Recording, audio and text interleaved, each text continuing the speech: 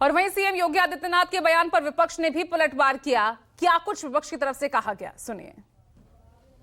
सरकार कल्प्रिट है और जब खुद ही पूरा जो प्रशासन और शासन कल्प्रिट है तो अब जो भी वो रंग भरना चाहें वो भर सकते हैं, क्योंकि वो तो मुख्यमंत्री हैं। लेकिन आज भी हमारे उत्तर प्रदेश में जो सौहार्द है, जिसको लगातार बिगाड़ने की कोशिश की जा रही है भारतीय जनता पार्टी द्वारा, और वो इसलिए की जा रही है तो कहीं ना कहीं जिस तरह से उपचुनाव के नतीजे रहे हैं और जिस तरह से चुनावों में धांधली हुई है, कहीं लोगों का आकर्षण, लोगों का ध्यान उस तरफ ना चले जाए, इसीलिए संभल वाली घटना को अंजाम दिया गया है।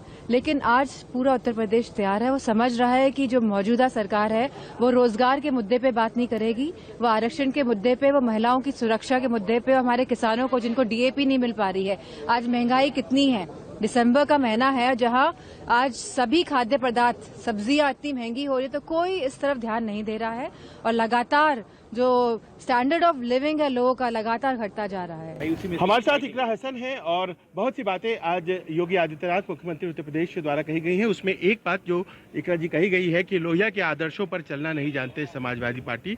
जाहिर है उनका इशारा यह है कि परिवारवाद को बढ़ाया जाता है और तमाम ऐसी बातें जो कि लोहिया जी मना किया करते थे, ये बात पॉइंट आउट कर रहे हैं, अटैक कर रहे हैं योगी आदित्यनाथ। देखिए, परिवारवाद तो भाजपा में भी बहुत ज़्यादा है और भाजपा का तो कोई अपना उसूल, कोई इस तरह का सिर्फ भेदभाव करने से, विभाजन करने से अलावा उनके पास कोई और एजेंडा नहीं है। अभी जो संभल में हिंसा हुई उस पर उन्होंने एक भी बार हमारे देश के नागरिकों के हिसाब से कोई इस तरह की सहानुभूतिपूर्वक कोई टिप्पणी नहीं दी, जिससे हमारे जो देश के, खासकर उत्तर प्रदेश के जो मुसलमान हैं उन्हें थोड़ा सहज महसूस करा सके। तो ऐसे जो लोग हैं वो अपनी सीख अपने पास रखे और पहले अपने गिरवान में जाके। मेरा एक ही और प्रश्न है और वो ये है कि उन्होंने कहा है कि संभल की जो घटना है, आपने संभल की चर्चा की, वो दरअसल बांग्लादेश में जो हो रहा है उसी से जुड़ी हुई ये घटना है और व्यापक दृष्टि से देखने की जरूरत है। ये वही लोग हैं जो कि बांग्लादेश में भी घटना को अंजाम देते हैं, संभल में भी अंजाम देते हैं। देखिए, इंटरनेशनल अफेयर्स पे हम तब बात करें जब हमारे अपने हालात सुधरे हुए हों। तो जिस तरीके के हालात उन्होंने उत्तर प्रदेश में बना रखे हैं, पहले वो उस पर ध्यान दें और बाद में बाहर के देशों पर टिप्पणी करें। और मैं नहीं कुछ भी कहना चाहती हूँ, जब हम सिर्फ अपने देश के बारे में, अपने देश के हालात के बारे में पहले चर्चा करना चाहेंगे, बाकी बातें बाद में।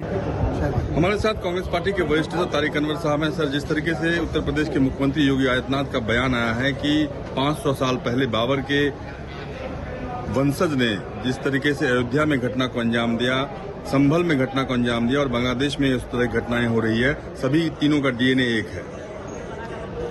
ये तो योगी जी के समझदारी का पर यह कहा जाए कि हम लोगों को अफसोस होता है कि एक प्रदेश का मुख्यमंत्री, वो भी उत्तर प्रदेश जैसे राज्य का मुख्यमंत्री, और वो एक संवैधानिक पद पर रहते हुए इस तरह की भाषा का इस्तेमाल कर रहे हैं। अपना फेलियर, अपनी जो उनकी एक तरह से विफलता है, उसको छुपाने के लिए ये सब बातें कर रहे हैं। इस पर कोई भी समझदार आदमी इस पर विश्वास करने को तैयार नहीं है। अयोध्या के बाद जिस तरीके से संभल का जिक्र उन्होंने किया, बांग्लादेश का जिक्र किया, आपको लगता है कि तीनों घटनाओं में कोई समानता है? कोई बात ही नहीं है। आज से 500 साल पहले क्या हुआ और आज क्या हो रहा है, आपके शासन में क्या हो रहा है, इसके लिए कौन जिम्मेदार है? उस वक्त तो बाबर जिम्मेदार था। मान लीजिए आपके अनुसार कि बाबर ने कराया, वो शासक था। आप भी वही करा रहे हैं जो बाबर ने कराया था 500 साल पहले। संभल के अंदर क्यों ऐसी घटनाएं हो रही हैं? धन्यवाद। बातचीत रमन कुमार, दिल्ली न्यूज़।